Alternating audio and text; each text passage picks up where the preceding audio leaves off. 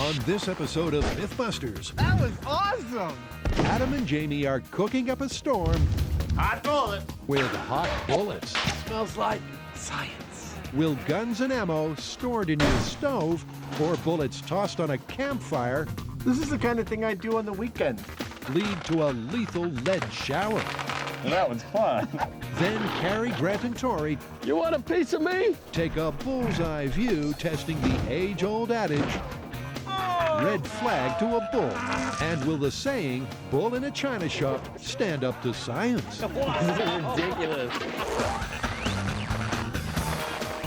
Who are the MythBusters? Adam Savage. I'm so pumped! And Jamie Heineman. Between them, more than 30 years of special effects experience. That is so wrong. Joining them, Grant Imahara, That doesn't look dorky at all. Tori Belleci, Bang it, bang it, bang it. and Carrie Byron. High explosives and electricity. Woo! They don't just tell the myths, they put them to the test.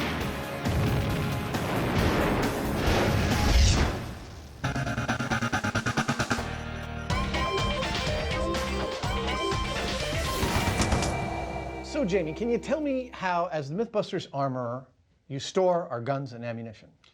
Why? We keep them properly locked up in a gun cabinet in a safe place. Excellent answer. Now, I want you to posit a story with me. A husband and wife are going on a summer vacation. They have some guns, they have a little bit of ammo, and they want to store them in a place that no one would find them and steal them. But they don't have a proper locking gun cabinet. So the husband comes up with a plan he thinks is ingenious, someplace no one would ever look for guns or ammunition. His oven. I'm not sure what, but something tells me there might be a problem with that. Your intuition is correct, because they come back from summer vacation, and I guess famished by the long drive, the wife goes to make a roast, preheats the oven, and Metal popcorn. exactly, they have a very healthy diet that evening of lead. Incredibly, it's true. We have several reports of careless gun owners using their kitchen oven to store their munitions. But the fan site is clamoring for answers. Would the bullets even explode at standard oven temperatures? And if they did, would they escape the oven with lethal consequences? What's the plan? Well, astonishingly, we have more than a few reports of this actually happening, of people storing not only live ammunition, but also loaded guns in their ovens and accidentally turning them on. And I think we should test both scenarios. Okay, well, let's get an oven and get to work. Absolutely. I think we should start with the control, though. We do want to know how bulletproof an oven actually is. So I think we ought to head off to the shooting range with several different kinds of ammo and see what kind of damage we can do. So the plan is to pick up some spare parts and head on down to the gun range, where Adam and Jamie will begin the investigation by testing the bulletproof qualities of oven doors. All right, so we've come to the South San Francisco Police Department because they've got a shooting range that we've been filming in, well, ever since Ice Bullets. We've also done finger in a barrel, shooting down a barrel, bullets fired up, and bullet in teeth. Today, we're going to be shooting at a bunch of oven doors. Now, this is a control for our ammo in the oven test to see exactly how bulletproof an oven door is, and if it's not, how lethal is the bullet after it gets through. With the help of supervising adult John Stankovitz, Adam and Jamie intend to fire a variety of weapons at the steel and glass of the oven doors. Here comes another Grant. Look at that. And to find out if a door-piercing shot is lethal, Grant is going to play the part of the curious, careless chef. Jamie steps up for the first test, and he's using the smallest weapon at his disposal. Firing. But even the .22 caliber pistol easily penetrates the double layer of toughened glass and Grant's head. That's about 3 inches of penetration going through both panes of glass. Well, I'd call that a kill shot. Yeah, pretty much without a doubt. And it's conclusive evidence that any loaded weapon will make it through the glass and cause a lethal injury. But what about the steel? Grant and his ballistic bust breathe a sigh of relief because the round failed to make it through. Yeah, I'd say you're reasonably protected by your oven from a .22 shell. I think it's time to try the .44. Dirty Adam and his Magnum are next. But this time, the metal door frame is no protection. The .44 caliber round gives Grant a lethal headache, and Adam and Jamie have their worst-case scenario baseline. Grant wants to know what's next. That would be the shotgun. Now, none of the reports our researchers uncovered mentioned a loaded shotgun. But if it's worth doing, it's worth overdoing. All right, Jamie, here's your motivation. This oven door is run off with your wife. And you decided to gear up and get even. So go for it.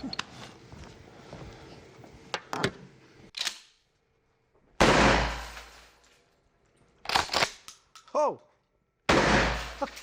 I guess the moral is, don't elope with Mrs. Heineman. I think that's enough. Okay, playtime's over. Let's get the results. It's clear the oven door is no barrier to most firearms that you would idiotically store in your oven, Yeah. and that there might actually be something to this myth. Yeah, only the smallest caliber, and even that's not safe, especially if it hits glass. It may seem that the testing we've done today here is a little gratuitous. I want to make it clear that we're just trying to get a really good control. We want to know what these bullets do to the oven doors, both the glass and the metal, in the worst case scenario. And they all seem to be similar amounts of pretty darn lethal. But that gives us a perfect baseline with which to continue the testing. And the next thing we do is we start baking some bullets, getting some lethal popcorn.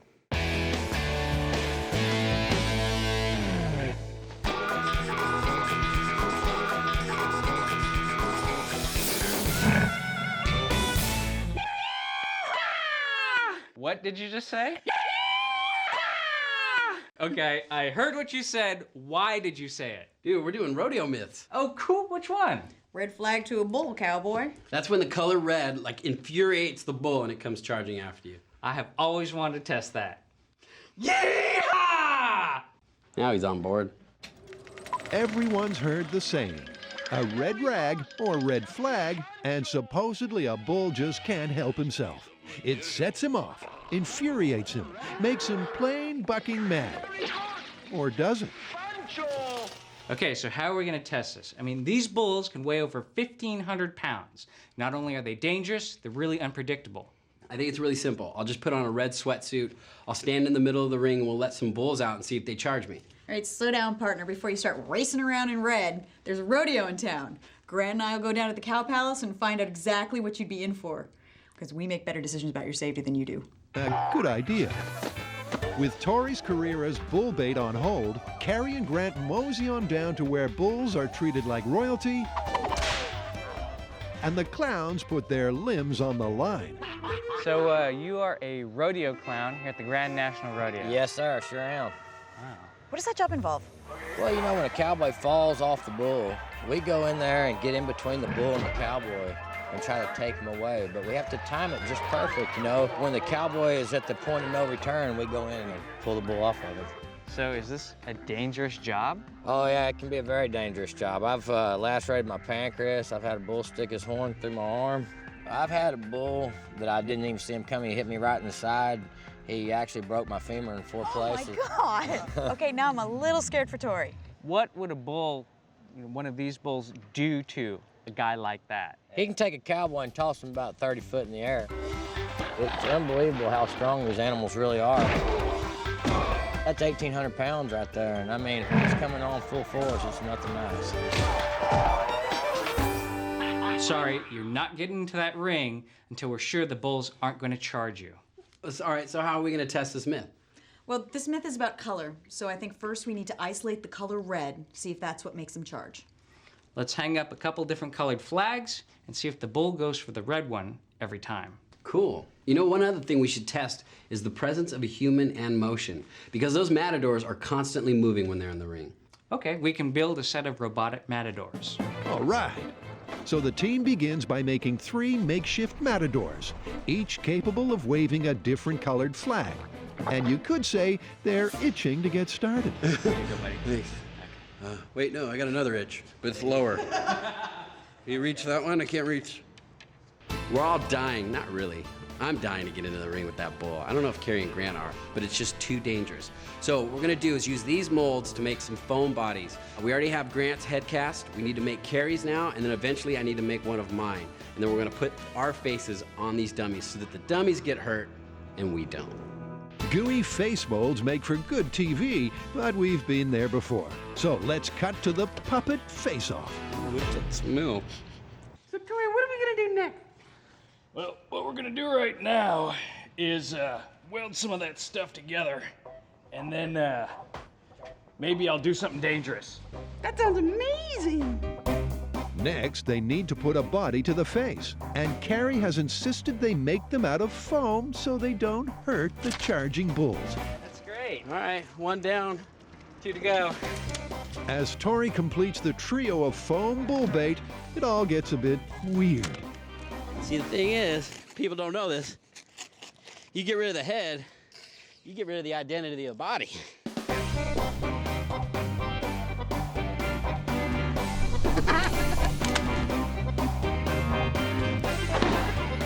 Remember, you gotta get rid of the hands and feet, too.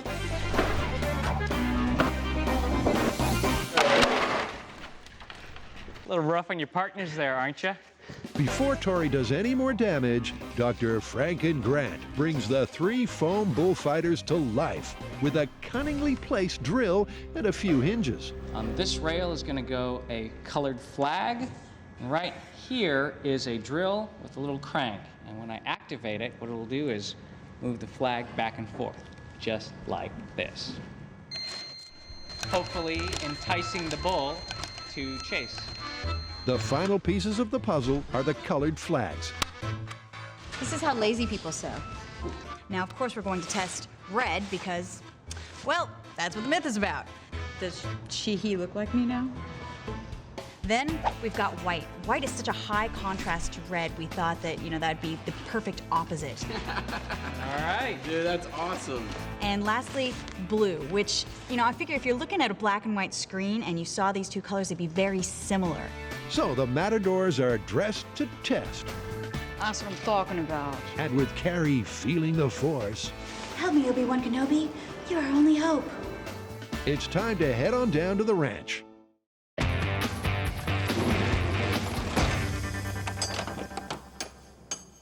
Adam and Jamie are testing the myth that a kitchen stove used to store ammunition is not just a really bad idea, I think that's enough. but lethal.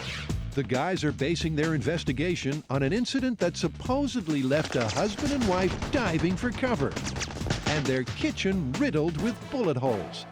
So, what formerly was just an oven from the thrift store now is a full experimental platform.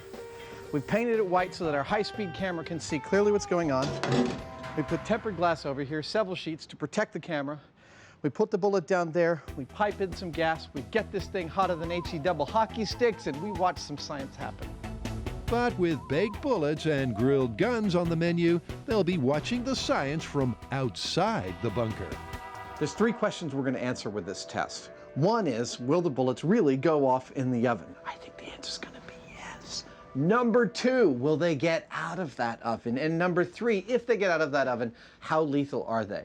In our control tests in the shooting range, we have done a little bit of calibration of some ballistics material that is soundboard and plywood. We know what it means to be a lethal hit in this arrangement. So, any bullet that gets out of this oven through this door is going to be hitting this real bullet-swallowing backstop.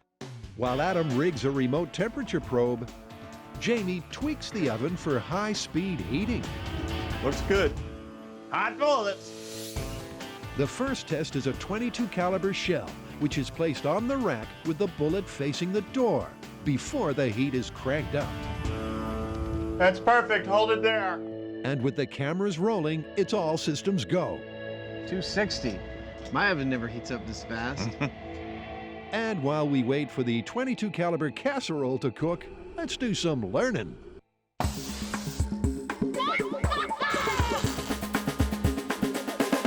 Let's talk a bit about how bullets actually work. They're in 4 parts. You've got the primer on the end, you have the case, You have the propellant inside, that's the gunpowder, and then you have the bullet itself on the end. Now, how this all works is that when you have this in a gun, there's a spring-loaded hammer that fires a pin into that primer. Sets that off, and that ignites the powder. Now, at that point, the bullet is pushed out of the case, and it starts to go down the barrel. That's how it works. Meanwhile, back in the bunker, things are heating up. And at just over the 500 Fahrenheit mark, dinner's ready. There you go. But what happened? Smells like science. Bunker cam shows the glass of the oven door remained intact.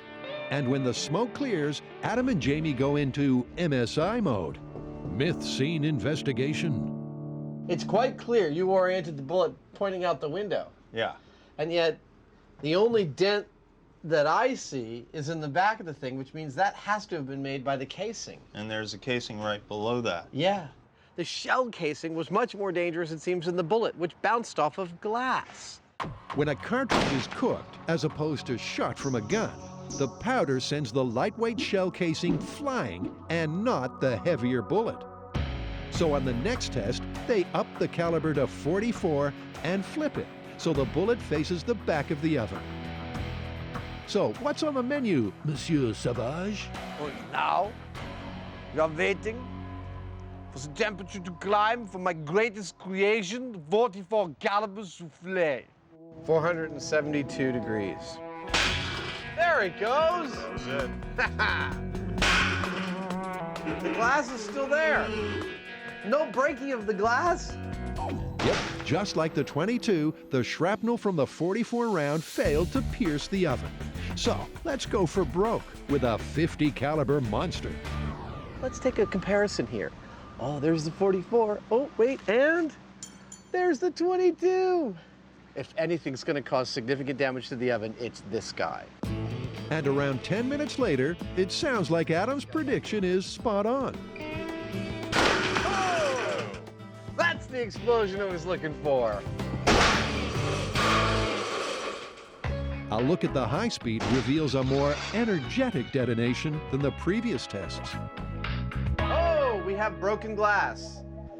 We have broken glasia. Broken but not breached. Only the inner layer of the double-glazed oven door was shattered. It was pretty violent, all right, but it's still inside the oven, so... Even the 50 cal wasn't enough to get out of this oven. Probably scare the hell out of you. But it's not going to kill you. I'm really pleased with these tests. I think we've definitively proven that an oven at normal temperatures can get plenty hot enough to make bullets explode. I think we've also proven that those bullets aren't very dangerous to you as long as your oven door is closed. None of the bullets we blew up at these temperatures made it out of the oven door. What I'd like to know now is, if I chambered a bullet inside a pistol and put it in the oven, would it explode in any way that would be dangerous? Going back to the myth, our guy not only stored his ammo in the oven, he left his guns in there too.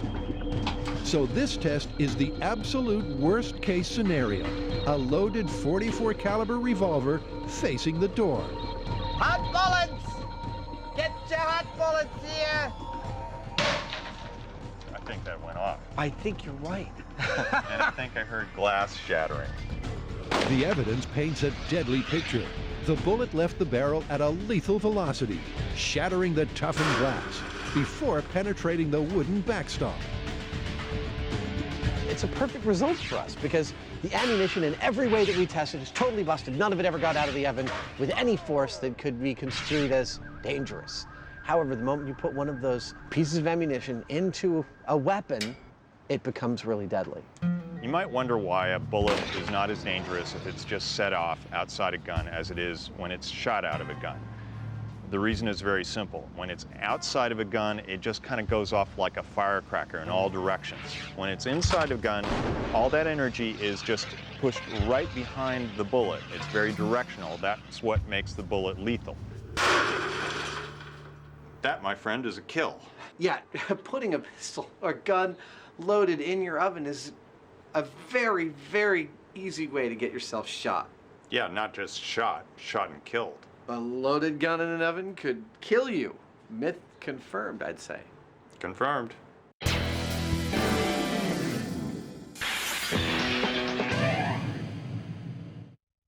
Carrie, Grant, and Tori are testing red flag to a bull, but they've plenty of experience busting and proving proverbs. With the help of modern technology, needle in a haystack was busted. We have found all 4 needles. And you can teach old dogs Mush. and old MythBusters new tricks. Totally busted. And one of the more cuddly myths we've ever done. All right, so red flag to a bull. Where do we stand? All the flag-waving dummies are done. We've dressed up the Carrie one in red. We'll see if that drives them wild. No, I'm sure it will. That's good, because I got some bulls for you. Rodney the rodeo clown set us up with a friend of his who apparently has some angry bulls. Sweet. All right, well, let's pack up and get up there. I heard that.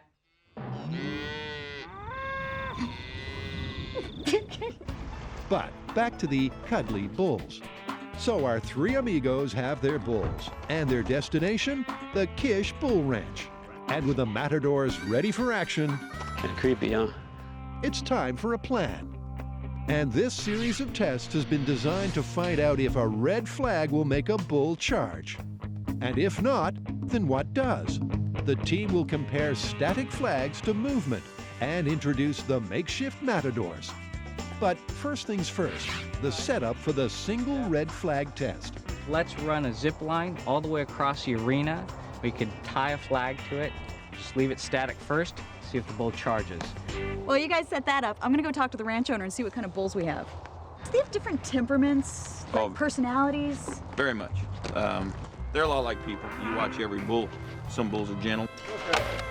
Some bulls are wild. Some bulls are, you know, real alert. Good thing there wasn't a pitchfork in there. Some bulls are real lazy. They're everything. You want a piece of me?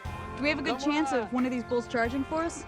Oh yeah, they'll charge. They're by nature and their breeding, that's what they do. These bulls look ready. They look more than ready. So maybe we should get out of the pen and get the tests going. Okay, test number 1, static red flag. Okay, go ahead, let the bull out. Oh, this guy's full of fire. Whoa!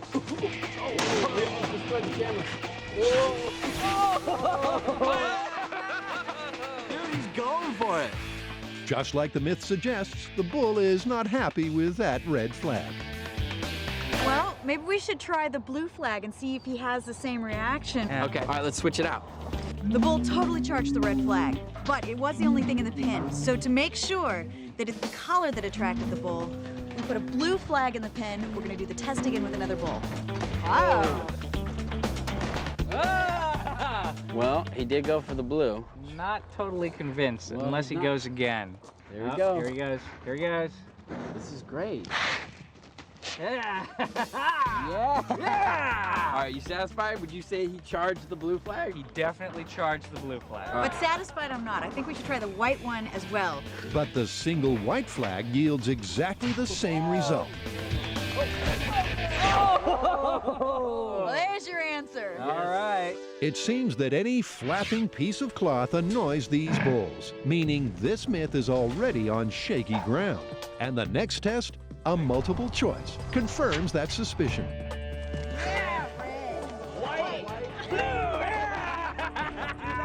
Perfect. All 3. That 3 flag flyby means only one thing. These bulls just don't care for color. But if it's not color, what exactly is it that's bothering our bovine friends? This next experiment will test the theory that it's a moving flag and not a red flag that infuriates them. Going for blue. With Grant in control of the blue flag with his remote control, Oh, he's going for the blue one. the results are there for all to see. Move it, move it, move it, move it, move it. Look at that. Dude, I am totally convinced. It's movement that triggers an aggressive charge response, and not the color red, which leaves the myth looking busted, and our trio of tall-tale tacklers speaking in bull. Those are whales.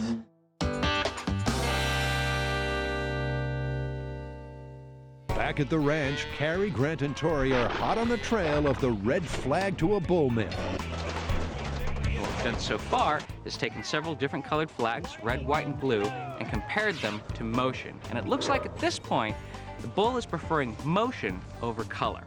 What we're gonna do now is add the human element. We've got our 3 dummies lined up, and they're gonna be waving their flags and see which one the bull goes for. Oh, now he's going for white. Look at that. Now that is conclusive. The bull went straight for the white dummy, and Grant's stunt double requires CPR. Don't give up on me now! Are you done playing with yourself?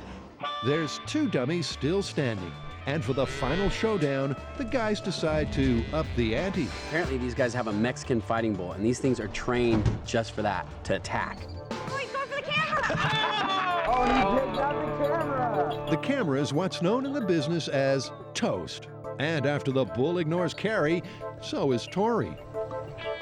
Oh, he just moved past. Oh, wait, look at that. Isn't that cool? It's like the last one standing is Carrie Red. Yep, quite simply, color is irrelevant. These bulls just want you to butt out. Well, now that we've wrecked 3 of our dummies, I guess we have 1 left. Well, buddy, it's your turn to suit up. Are you serious? I get to go in the ring? Yeah, well, you know, we've proven that red specifically is not what's making them charge. So I'm fairly certain that if you put on a red suit and stand completely still and the bullfighters run around you wearing other colors, that you probably won't get hurt. And to confirm Tori is unlikely to be gored for science, Grant, Carey, and our hands-on expert from the University of Phoenix, Professor Andrews, have been discussing a bullseye view. So far, our findings do not show that red does anything magical. They seem to go towards movement rather than actually for the color red. Why is that? Are they colorblind? Well, it's a common misconception that they are colorblind, but in fact they're not. In the last 10 years, people have looked at animals with hooves and found out that they're what's called dichromates. They can see 2 main color types. Humans are trichromates. We can see the rainbow and all the colors in between. Color perception is a complex field of study, but basically, the human eye has 3 types of cone cells that help us distinguish color. But cattle only have 2, so although they can see reds and blues, it's likely they see the world with a muted palette of color, like this. Okay then, so bulls can see red, but there is no scientific evidence to prove that makes them any more enraged than any other color. Absolutely. There is no scientific evidence to support that. Which puts the final nail in the coffin for red flag to a bull.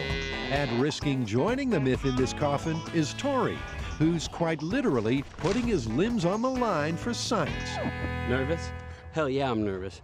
Despite the fact that Tori was an extra in Breakin' 2 Electric Boogaloo, I just don't know if he's got the moves to get away from a charging bull. This is our ultimate test of the color red to a bull myth. Now what Tori's gonna do is he's going to wear a full red jumpsuit and stand in the middle of the arena completely still.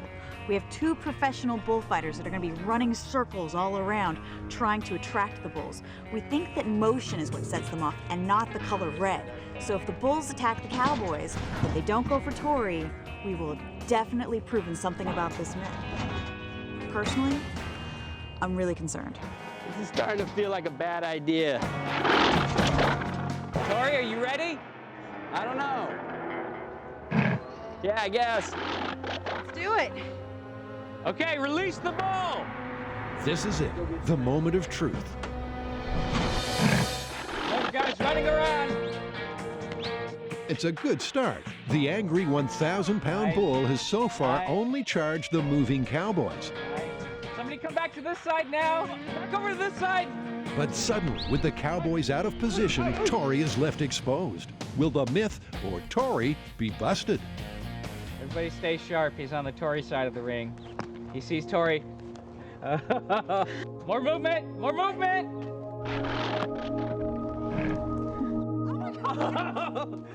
Good job, dude. Good job. He was looking right at me. I know. Toreador Tori survives. And as the bull is ushered away, everyone lets out a big sigh of relief. Tori, I think we got it. We just finished the test, and it was a perfect result. 1, I didn't get hurt. But 2, the bull came out, and it was looking at us, but his attention was always on the bullfighters. All right, should we do a couple more? No. I'm not gonna lie, that was a lot of fun. But we proved something too. Yeah, the color red is not what causes the bulls to charge. They had no preference to color at all. In fact, it looked like they were going for whichever one was moving the most. A good thing for me, red flag to a bull is busted. Busted. And we're glad you're not.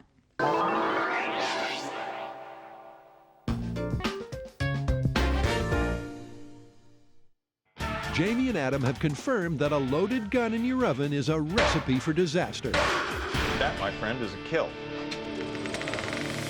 But the guys are still fanning the flames of this myth. They want to test bullets on an innocent old campfire. We've seen what happens when we put hot bullets into an oven, but I'd like to know what happens to them when they're unrestrained. And we have plenty of reports of people throwing bullets into a campfire. So I think that's what we should do next. Sure. So it's hot bullets, take 2. And this time there won't be an oven door in sight.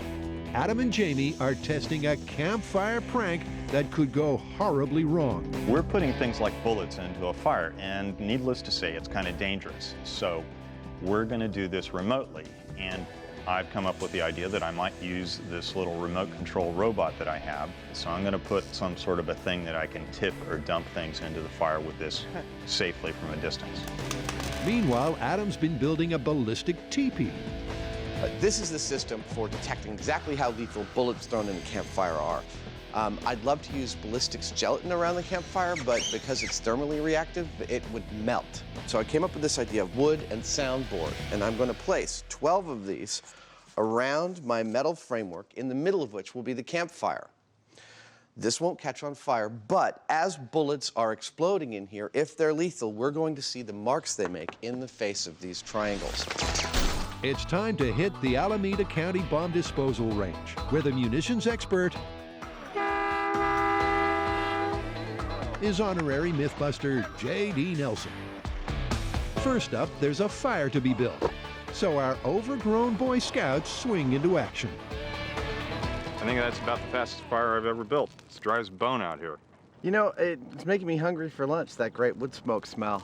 Cue head chef Heineman and the hobo dinner.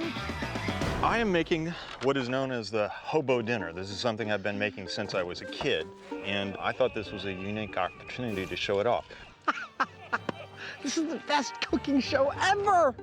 It all kind of simmers together. It's really quite surprisingly good for being so rudimentary. Wow. When I was riding the rails towards the end of the Great Depression, I learned several things from my hobo mentors.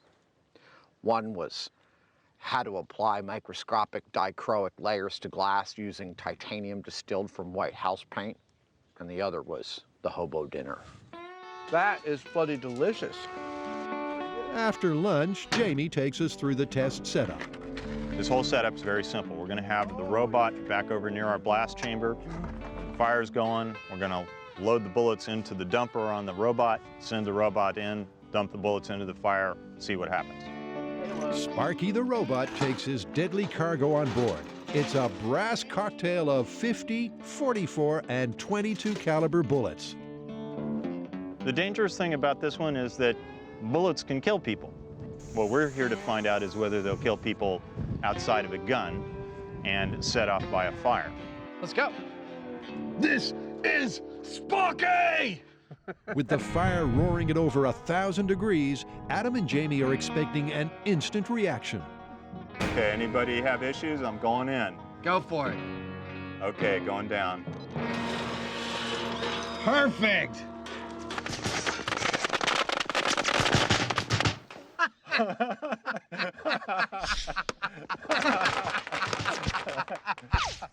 I could not have gone any better. But the show ain't over yet. At a close encounter of the ballistic kind, Everybody get close to the shield. I heard those suckers going whizzing by us. reminds everyone of the difference between this and the oven test. There's no steel box slowing down the shrapnel. Oh, that was one of the big ones. That was fun. Okay, now I'm worried that the fire coals could set fire to our upright, so I'm inclined to wait a few minutes but then head in with the hose. Why don't we unhinge one of these blast chambers and walk out with it? I feel like we can get close enough with this. The other thing is that... All right, Let's walk with one of these ahead of us. I'm just keeping the panel between me and the fire the whole time. It's clear there's a whole bunch of bullets that are just not fired. Yeah. They got ejected from the general mayhem there, Yeah. but didn't go off, which is actually an important part of the myth because you could throw a bunch in the fire and then think it was safe and go back in and then get nailed. Right. Oh, there's some hits. The early conclusions from this forensic assessment indicate throwing bullets on a campfire could be lethal. This right here is a .50 caliber bullet. Probably came out of a casing just like this. You see how much energy that is. It's a brass pipe bomb. But a closer look reveals key details. Once again, it's the lightweight casing that becomes the projectile and not the bullet itself. Check this out. This is the deepest pair of hits we took. This one matches the rear of the casing exactly, even the dimple. Yeah. That's the deepest one out of all those hundreds of bullets, and I don't think that would even still break your skin. Yeah, I think personally you'd be pretty bloody, but you wouldn't be dead. Now I look at our ballistics panels, which covered half of the area around that fire, and I only see 7 or 8 hits. So you double that for the area they didn't cover. 15, 16 serious hits out of 100 bullets. And in most of those cases, I was able to see that it was the casing that made the mark, not the bullets themselves. So I don't think bullets in a fire are actually lethal. I'm not saying that it's not going to cause you a world of pain. I mean, you don't need me to tell you not to hold on to a lit firecracker, do you? Oh! Well, you know me and Jamie, the fun can't end just there. There's been plenty of idiotic things that people have thrown into campfires, and we're going to try as many of them as we have time for.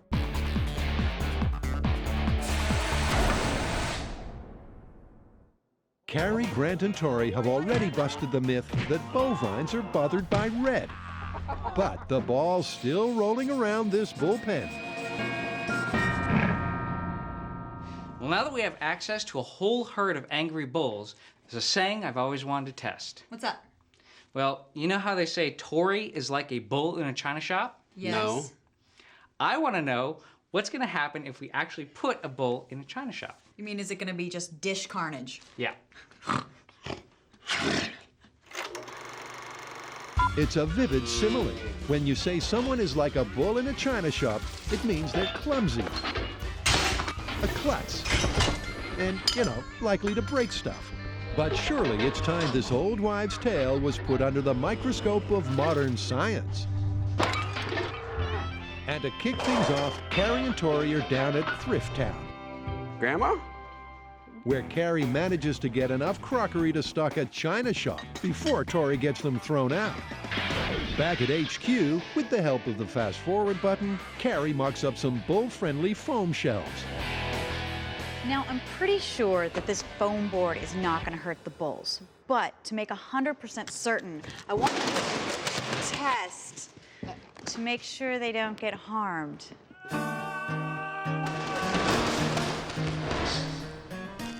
Did it hurt the bull? I'm okay. I think the bull's gonna be fine. After they fix those shelves and Tori's bulls, it's back to the ranch, where they set up shop inside a bullpen. This one looks like it's ready to go without the bull. That's the worst one. With the china stacked precariously and the 1,000-pound bulls raring to go, the team is looking forward to confirming the age-old adage. In fact, Carrie is expecting some puntastic carnage. Get it? Like wacky? Like wacky, but wacky? Oh, I get it. The H is invisible. Yeah, I'm sorry if my jokes are a little too intellectual for all you all to get. Surely we're about to witness the most predictable outcome in MythBuster history. Bovine bedlam and a whole heap of cracked crockery. Oh, dang! Here comes the bull. Oh, look, he's totally avoiding all the china. Hey, oh, nope. Nope. No. He's actually doing a lot better than I thought he would. Absolutely. Come over here. Yeah. Come on. He's Look, browsing. he's totally browsing. He likes what he sees. So the first guy has let the team down. They were expecting the bull in a china shop to be like, well, a bull in a china shop. Whoa, he's getting right through the shelves without knocking over a single piece. That was cool. Even when they up the ante, 2 bulls in a China shop. the expected carnage is distinctly underwhelming. Look at that. They're very careful of the break-in china. We've tried actual bulls in our mock china shop, and I have to say I am really surprised at how nimble they are. They're almost daintily avoiding the shelves that we've set up. They just don't want to break the china. Check this out. You know what? I didn't even think I could run that fast in a china shop. Wow. This is ridiculous. Like all great MythBusters stories, it's the ones that defy expectations that give the team the greatest pleasure. They came here wanting crockery catastrophe, but they got a bull ballet. That was nothing like I imagined it would be. In fact, I think we're gonna have to just admit it. It's a stupid saying. I'm never gonna use it again. Bull in a china shop busted. Busted. Yeah, it's busted. I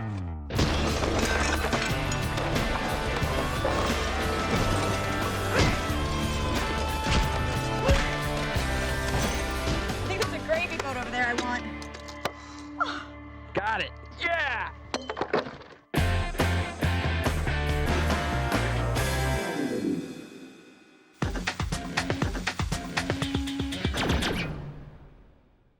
Adam and Jamie are playing with fire. They toasted ammo and found out it's a dangerous, but probably not lethal pastime. That was fun. But they ain't done yet. There are a host of news reports and claims by fans that campfire conflagrations with beer kegs and aerosols are lethal. Exposure to temperatures above 120 degrees may cause bursting. Right, here goes bug spray. Go for it. Now, it's possible you may ignore the warnings on the can, This is the kind of thing I do on the weekends. or you think the elaborate safety precautions are just for show. Let's give some deodorant to our robot and send him to the fire. But really, don't try this at home. There we go. Perfect. Because seconds or minutes later, and you won't know which, this could happen. Oh! And where's the other one? The other one's out front. Oh! Yeah! That was awesome! Quite simply, it's the reason a Mythbuster gets out of bed in the morning. Oh my God, that's like, it doesn't get any better than that. Oh, it's staying in frame. Oh, cooperative. Oh, that's awesome. That's wonderful. Awesome and dangerous. And considering the warnings on the label, not surprising. But what about the myth? Would these fireballs be fatal? Well, I don't necessarily think it's lethal. It definitely took a while to happen. So you might think, oh, well, I guess nothing's gonna happen, and come back over and hear, boom, all of a sudden your head's in a fireball and you're missing an eyebrow. And I know what that's like. Am I missing an eyebrow? Not pretty. Spray cans aren't as immediately dangerous as bullets, perhaps, but they build up and they're actually potentially more lethal in the long run, especially if you're wearing flammable clothing. Next up, I think, though, we're gonna go to the main big source fire instead of a small one here, because I got something really big to surprise Jamie with. Bullets and paint cans aren't good enough for you, huh? No, we have something else that people have thrown on a campfire. What's that? Beer keg. It's a dangerous frat boy stunt, and the fan sites are abuzz with rumors that it could be lethal. And the Mythbusters are itching to find out. Oh, geez, hold on. Dude, no one would throw a full keg onto a fire. It's just not gonna happen. Okay, here's what I'm envisioning. It's the end of the night. There's only like a quarter tank left. The beer's almost gone and it's warm. And they're all sloppy drunk. And that's when someone throws a keg on the fire. Throw the keg on the fire. We need to, we need to get rid of most of this beer. They've crossed the line this time. I'm against this. Jamie hasn't wasted this much beer since Prohibition. Of course, Jamie wouldn't have poured beer away during the 20s. He was running a speakeasy. With the keg primed and ready to blow, Adam and Jamie turned their minds to safety. fire is really hot, and this is not an undangerous thing to do. But we have a couple of pieces of safety gear here. One, we've got the fire suit, which can protect us from the heat. And the other is, well, we're here with the Alameda County Sheriff's Bomb Squad, and we got their Bomb Squad van, and in the Bomb Squad van is a bomb suit. Hail, people of Earth!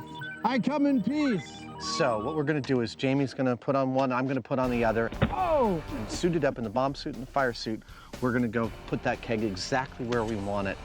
This could be a huge explosion. There's an awful lot of energy contained in that fire, and that energy is going to be transferred to that beer keg. Yeah! We need to be careful with this. Okay. This could go off right now or an hour from now for all we know. But that fire is hot. Yeah, which means it's gonna bring the stainless steel to its fatigue point, and it's gonna build up a tremendous amount of steam pressure inside from the gallon of beer we left. Yeah. So hopefully those two things will combine to make it go off within, I'm guessing 20, 25 minutes. Which, as it turns out, is a pretty good guess. Because 20 minutes later... Whoa! Okay, everybody in close. Okay, shrapnel comes down. It's the patented MythBuster Big Boom. Yeah, I smell like roasted grain. That's pretty darn, that's an explosion. That was energetic. No shrapnel, though. No? Not that I can see. A closer look confirms Adam's hypothesis. Because despite peeling like a metal banana, the keg is still in one piece. As far as I'm concerned, if any single piece of this actually, That almost made it off. that almost made it off. Any piece of this, especially this center cap, which really almost made it off, comes off of this with the force that we heard, it's tearing right through you. That hits you in the head, you're dead. Hits you in the chest, you're dead. That's nasty. An opinion not tempered by the slow motion details. Wow, look at that. Dude, Talk about a beer shooter. that is, oh, wow. I tell you, anything in front of that beer keg, a log, a rock, a stone, gonna become a lethal projectile. That was like a cannon. All right, let's recap this. Things to throw in a campfire. What is the case with bullets? Bad idea. Minor injuries, probably not lethal. Aerosol cans. Also a bad idea. Also probably injuries. Also not lethal. And beer keg. Bad idea to waste beer. Yeah. Very dangerous. Possibly lethal. I'd say a high probability of being lethal. Yep. And never a good idea to waste beer. So do you have the chocolate? I thought you had it. Oh, no.